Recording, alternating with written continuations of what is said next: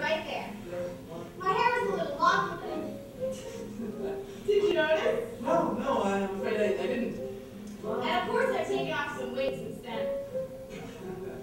I mean, what time?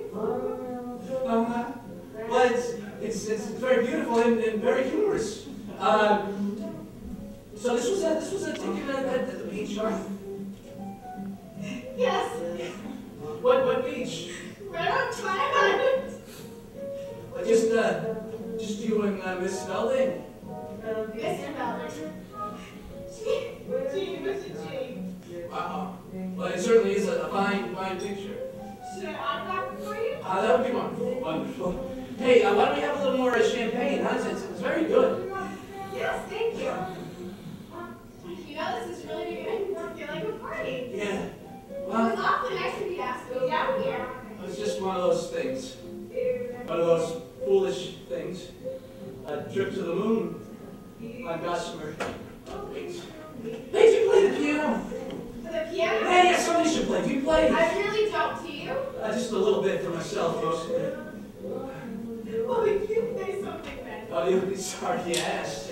I'm sure I'll not.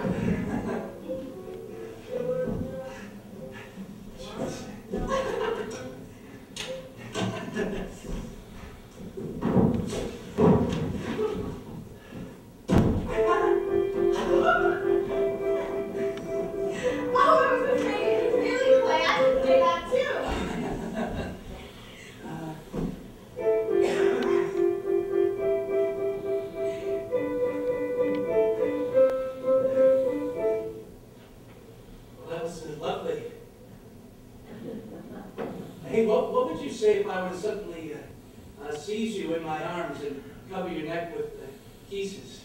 Excuse me? Oh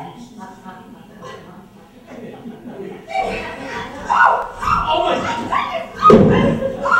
I'm so sorry. I'm so sorry. I don't know what happened. I really have to go. No, please don't. I'm so sorry. It's fine. I don't know what came over me. Oh my God! Oh my God!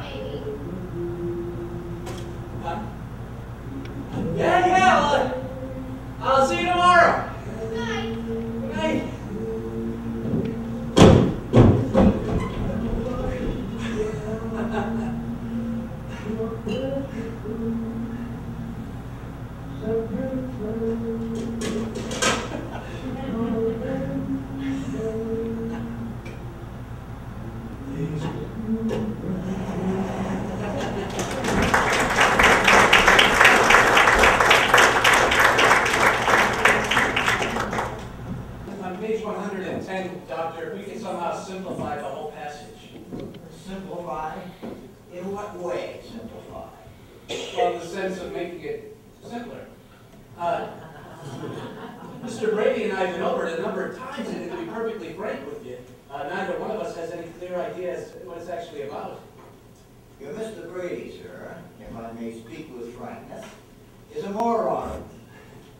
Well, it's Mr. Brady's job as an editor to keep the point of view of the average reader very clearly in mind. I mean, if something is beyond Mr. Brady's comprehension, he can only assume it will be over the head of most of our readership. And it was also, I assume, Mr. Brady's suggestion that the title of my book be changed. That's correct, that's correct. Mr. Brady thought the new title would have a broader, popular appeal. I regret to inform you, sir, that your Mr. Brady is a psychopathic inferior. Cheer up, Doctor. No, you think you got trouble. Mr. Brady wants to change the scarlet letter to "I was an adulteress."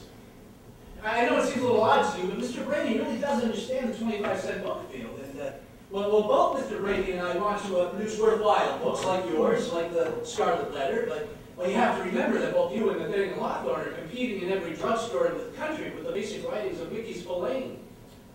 And this, then, is why my book is to be published with a cover depicting Gustav Meyerheim in the very act of attacking one of his victims. Well, I'm afraid I must take the responsibility for the cover myself, Doctor. And also for making his victim appear, you know, if they were all middle-aged women, you make her appear as, in every basic respect like this Jane Mansfield. I'm afraid so. I don't you think there'd be something a little distasteful about a book jacket showing a man attempting to attack a middle-aged lady? It would be less distressing if the lady was young and beautiful. Well, at least if she's young and beautiful, it seems more like a normal. Oh my God. I beg your pardon. Nothing. You know, Doctor, if you want the cover changed, I'll see if we can have it done. Well, I would be most appreciative. Doctor? Yeah? You say in the book that 90% of the population is in some sort of need of psychiatric help? This is theoretically true. It is, however, not practical. It's a matter of cost. But with your own patients, are you very expensive? Very. Well, I'm sure you occasionally make exceptions. Never. At least not in recent years. Well, I mean, if a case comes along that really interests you. At $50 an hour, all my cases interest me.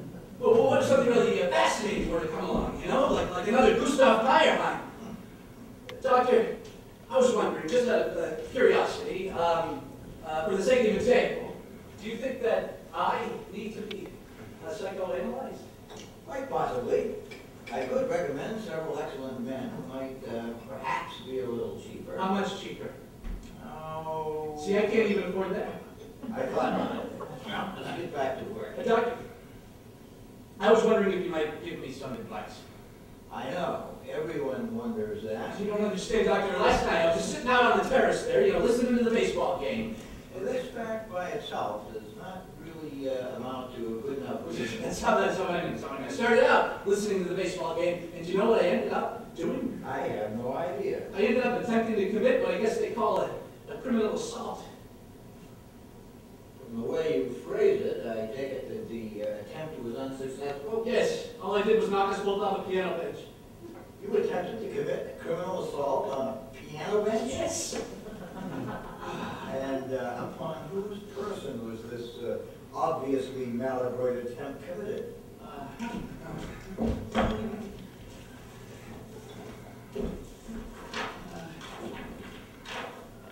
That's her. Her hair was a little longer then. Splendid. I congratulate you on your taste. Nice shoreline, too. However, you asked my advice, I give it to you. Do not attempt it again. If you should, however, give yourself plenty of room to work in. In any case, do not attempt it precariously balanced on a piano bench. And now, my boy, I got to go. Doctor, you don't understand. I'm married. I've always been married. I mean, suppose she tells somebody about this. She's bound to tell somebody, like my wife. Well, this is, of course, not beyond the realm of possibility. In that event, I would recommend a course of vigorous denial. Vigorous denial? Yes, after all, it's only your word against hers, and very possibly, if you're convincing enough, you might make it stick.